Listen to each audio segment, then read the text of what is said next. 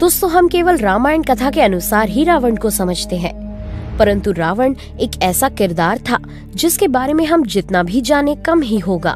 रावण के ऐसे बहुत से रहस्य सामने आते हैं जो आप सबको अचंभित कर देंगे, जैसे कि उसका नर्क के इंसानों को मुक्त कराना, शनिदेव को अपने अधीन करना और फिर वर्तमान समय में उसकी कब्र का भी मिलना। तो इन सब रहस्यों को पूरी तरह से जानने के लिए वीडियो को एंड तक जरूर देखिएगा। दोस्तों, रावण के बारे में आप सबको पता ही होगा कि उसने त्रेता युग में भगवान श्री राम के समय ही पृथ्वी पर जन्म लिया था, लेकिन शायद ही आपको ये पता हो कि उसने पृथ्वी पर एक बार नहीं बल्कि 3 बार जन्म लिया था और इसका कारण इसे दिया जाने वाला श्राप है। आइए सबसे पहले तो हम इस श्राप की कहानी आपको बताते हैं। दरअसल कहा जाता है कि भगवान विष्णु के लोक वैकुंठ में जय और विजय नाम के 2 द्वारपाल हुआ करते थे, जो 24 घंटे द्वार की रखवाली करते थे। दूसरी ओर ब्रह्मा जी के 4 पुत्र थे, जिनका तपोबल बहुत अधिक था। साथ ही पवित्रता इतनी प्रबल थी कि वो चारों पुत्र देखने में बच्चों के समान लगते।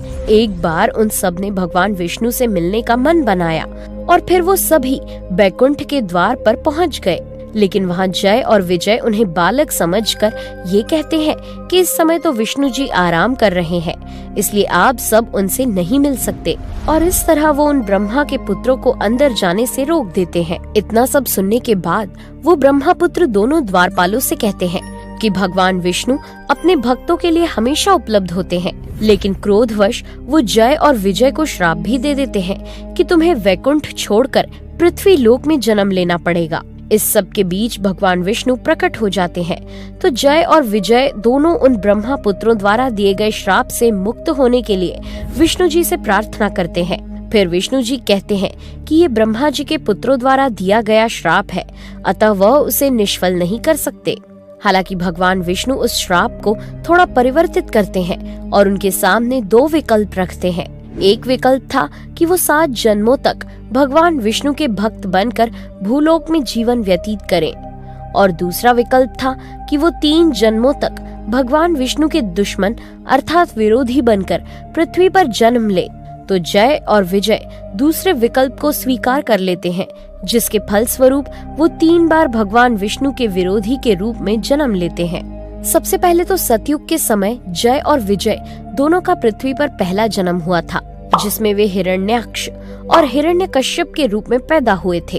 हिरण्यकश्यप का वध करने के लिए ही भगवान विष्णु ने नरसिंह अवतार लिया था, और हिरण्याक्ष जिसके कारण पृथ्वी पाताल लोक में डूब गई थी, उसे बचाने के लिए ही भगवान विष्णु ने वराह अवतार धारण कर हिरण्याक्ष का वध किया। इनका दूसरा जन्म रावण और कुंभकर्ण के रूप में हुआ था, जो कि रामायण काल के सबसे अधिक शक्तिशाली योद्धा माने जाते थे। इन्हीं के वध के लिए ही विष्णु जी ने राम अवतार लिया था। इनका तीसरा जन्म द्वापर युग में हुआ था, जहां वो मथुरा नरेश कंस और शिशुपाल के रूप में पैदा हुए थे। इन दोनों का वध करने के लिए भगवान विष्णु ने श्री कृष्ण रूपी अवतार लिया था, जिसके पश्चात ये दोनों श्राप से मुक्त हो गए थे। दोस्तों, जय और विजय के दूसरे जन्म अर्थात रावण और कुंभकर्ण के जन्म के बारे में हम आपको बताने जा रहे हैं। आप में से बहुत ही कम लोग जानते होंगे कि रावण के दादाजी ऋषि पुलस्त्य ब्रह्मा जी के मानस पुत्र थे, इसलिए रावण को भी ब्रह्मा जी के वंशजों में से एक माना जाता है। रावण ऋषि पुलस्त्य के पुत्र महर्षि विश्रवा और राक्षस कुल की रानी कैकसी का पुत्र था, इसलिए बचपन से ही वो महर्षि विश्रवा के जैसे प्रखर बुद्धि वाला एक बालक था। साथ ही कैकसी के जैसे राक्षसी गुण तथा विभिन्न प्रकार की मायावी शक्तियों का भी वो स्वामी था। उसने शिव तांडव स्तोत्र, अरुण संहिता, कुमार तंत्र, इंद्रजाल जैसे विभिन्न ग्रंथों की रचना की है। ये ग्रंथ चिकित्सा, ज्योतिष, तंत्र, भक्ति आदि से संबंधित है। अब तो आप समझ ही गए होंगे कि जो व्यक्ति हर क्षेत्र के बारे में इतनी ज्यादा जानकारी रखता हो, वो अपने समय में कितना बड़ा विद्वान रहा होगा। साथ ही रावण एक कुशल राजा भी था, जिसने अपने समय में लंका की प्रजा के हित के लिए बहुत से कार्य किए थे। उसके शासन काल में लंका की प्रजा सबसे सुखी और समृद्ध मानी जाती थी, और यही वजह है कि वहाँ के लोग आज तक रावण की पूजा भगवान के रूप में करते आ रहे हैं।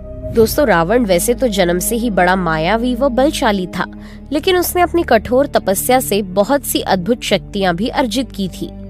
इन सब की वजह से वो इतना शक्तिशाली बन चुका था कि तीनों लोकों में उसके जैसा विद्वान, पराक्रमी तथा मायावी मिलना बहुत ही मुश्किल था।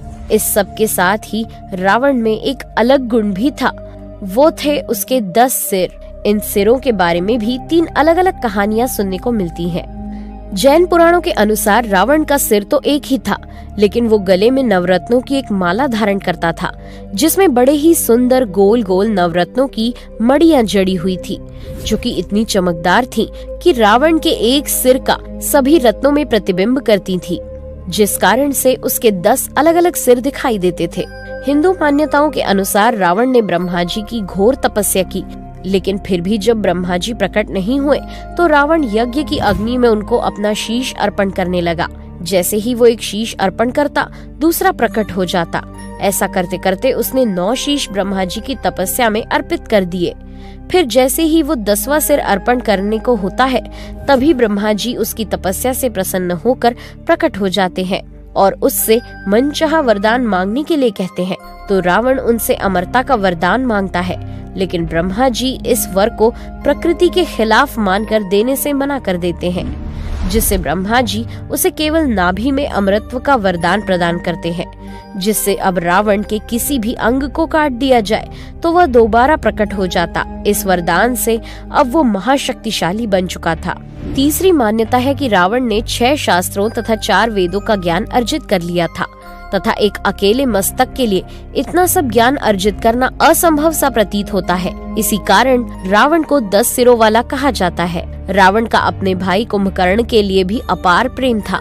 जब कुंभकर्ण ने रावण के साथ कठिन साधना की थी, हालांकि ब्रह्मा जी से वह वर स्वरूप इंद्र का वज्रासन मांगना चाहता था, लेकिन सरस्वती देवी की वजह से वह वज्रासन को निद्रासन बोल देता है, जिससे उसे हमेशा के लिए नींद का वरदान प्राप्त हो जाता है। तब रावण अपने भाई कुंभकर्ण को जगाने के लिए फिर से कठिन तप करता है, जिसके बाद उसने ब्रह्मा जी से कुंभकर्ण की निद्रा अवधि वर्ष भर से कम करवाकर 6 महीने की करवा दी थी। दोस्तों, रावण जैसे शक्तिशाली योद्धा को पराजित करना बड़ा ही मुश्किल था, क्योंकि उसने अपने पराक्रम के बल से यमराज तक को पराजित कर दिया था और वहां नर्क में दुख भोग रही आत्माओं को मुक्त कराकर अपनी सेना में ले लिया था। उधर दूसरी ओर नागलोक पर भी उसने आक्रमण कर दिया था, जो कि पृथ्वी लोक से बहुत ही ज्यादा उन्नत था। जब नागलोक के राजा नागराज रावण को पराजित नहीं कर पाए, तो उन्होंने उससे मित्रता कर ली। अब हम बात करते हैं रावण के सबसे बड़े रहस्य की, जिसे सुनकर आप भी भौचक्के रह जाएंगे। दरअसल शायद ही आपको इस बात की जानकारी हो कि रावण का शव आज भी सुरक्षित है, जो कि कलयुग में फिर से जीवित होकर वेदों और उपनिषदों के ज्ञान को लिपिबद्ध करेगा।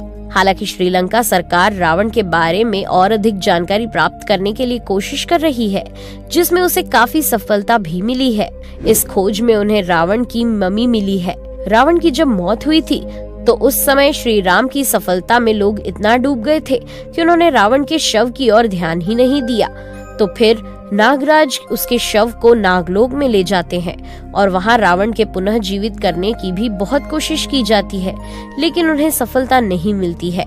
तो फिर नागराज उस शव को शहद तथा विभिन्न जड़ी बूटियों से लेपित करके एक गुफा में संरक्षित कर देते हैं। दोस्तों, आज भी श्रीलंका में रैगला का जंगलों में एक पहाड़ी के अंदर रावण का शव रखे होने का दावा किया जाता है।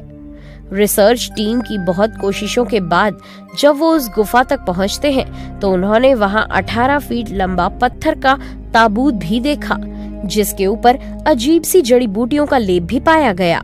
गुफा में ताबूत को इस प्रकार रखा गया है कि अगर एक भी पत्थर यहाँ वहाँ होता है तो वो पूरा ताबूत बिखर जाएगा। इसलिए रिसर्च टीम आगे उस सबूत की जानकारी प्राप्त करने में असफल रही। वैसे दोस्तों, रावण के ताबूत को लेके आपके क्या विचार हैं? कमेंट करके जरूर बताइए। और हाँ, जाते जाते वीडियो को लाइक और चैनल को सब्सक्राइब जरूर कीजिएगा। Thanks for watching.